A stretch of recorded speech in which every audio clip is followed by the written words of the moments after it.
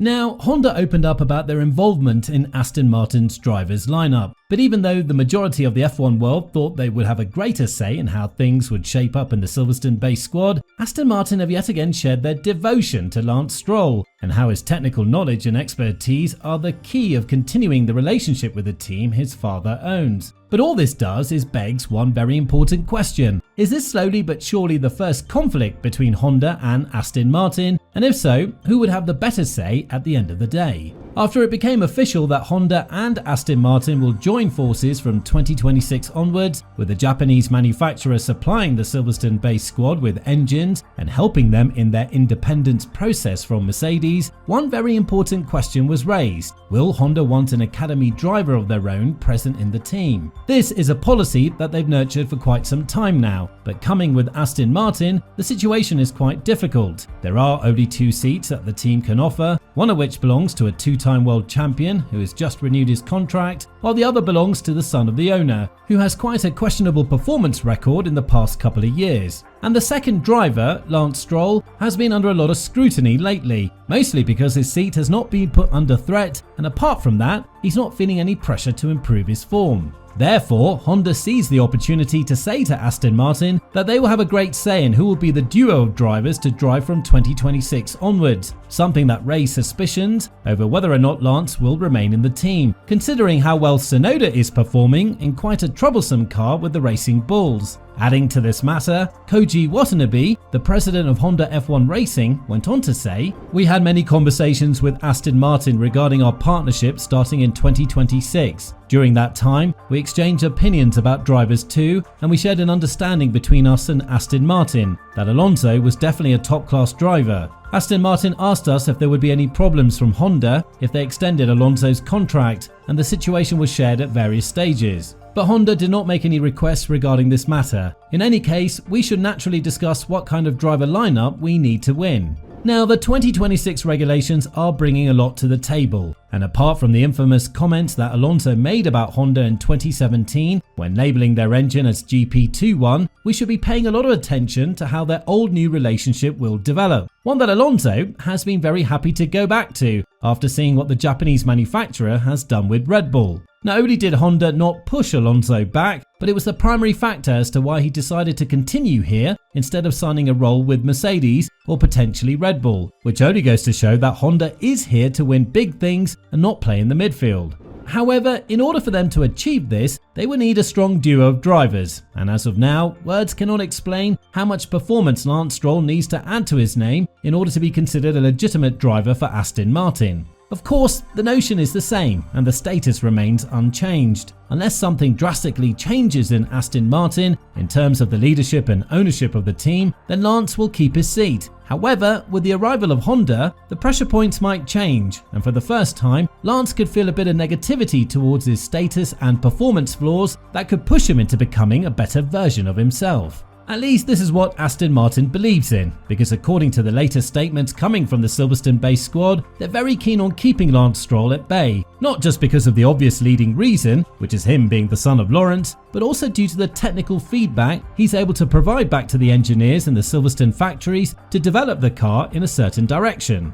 Considering the fact that Aston Martin is one of the 2 teams that have taken the biggest dip compared to the first 4 races of the season from last year along with Mercedes, it's questionable how much Stroll's input plays a role here, especially if you add the fact that he only has 9 points to his name compared to Alonso's 24, which is probably the main reason why Aston Martin is not ahead of Mercedes in the Constructors' Championship. Still, there are certain things that we cannot miss here, and that is the strongest possible duo of drivers that Aston Martin can pair up with from 2026 onwards. Hamilton's departure from Mercedes and Alonso's denial of the seat that would have been given to him for the 2025 and likely the 2026 season go to show that there is not much trust that the Silver Arrows have what it takes to be on top of things again, and with Honda taking over the power unit department in Aston Martin, it's safe to say it puts them in a great position to fight for championships. Alonso's answer was plain and simple. He's here to stay and to win races, and if he felt like that was impossible under the rebranded image of Honda and of all of the expertise they're going to bring from Red Bull along with themselves, then the contract extension wouldn't have been done in the first place. But the problem is not Alonso.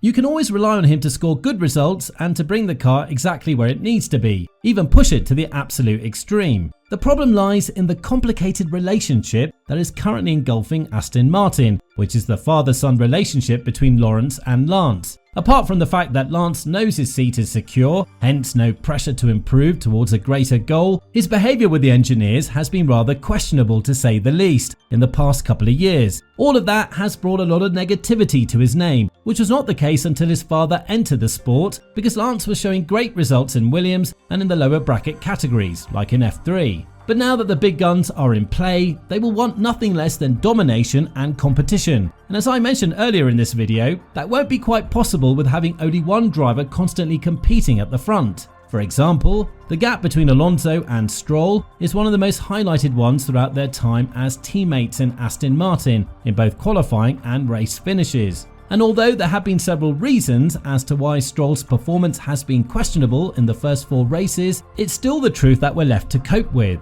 He has almost 3 times fewer points than his teammate and is not able to deliver the results that are being asked of him. To make matters worse for both Lawrence and Lance, it seems like the title sponsor, Aramco, is eager to purchase a large stake in the company, or more precisely, a size that would be considered a commanding one in order to be a lot more present than just in the name of the team. If this happens, it's questionable whether one of the sport's biggest global sponsors will remain loyal to the Lawrence family once they see that the weak link in the team is not bringing any results, and they've poured in millions of dollars in order to compete at the front. Only this time, they'll have Honda as their background, and a driver who could very well get out of his contract with Red Bull and potentially sign a contract with Aston Martin if the opportunity arises. Or even more shamingly, wait for Alonso to retire, pair up with Lance, and then show them what could have been done if this move had been completed a bit earlier. So it is inevitable that Lawrence will have to have some serious talks with his son, because if he is eager to compete at the front, he understands that there are certain sacrifices that need to be made.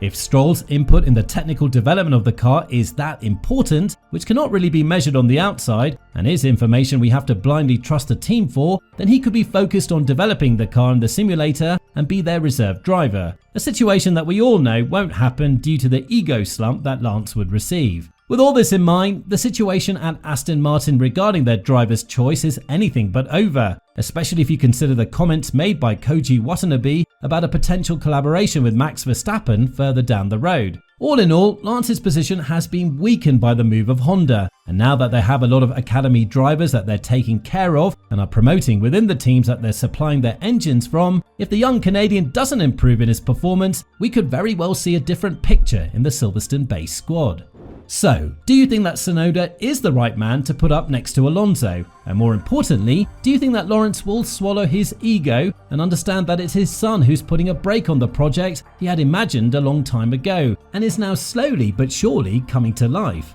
Let us know in the comments down below.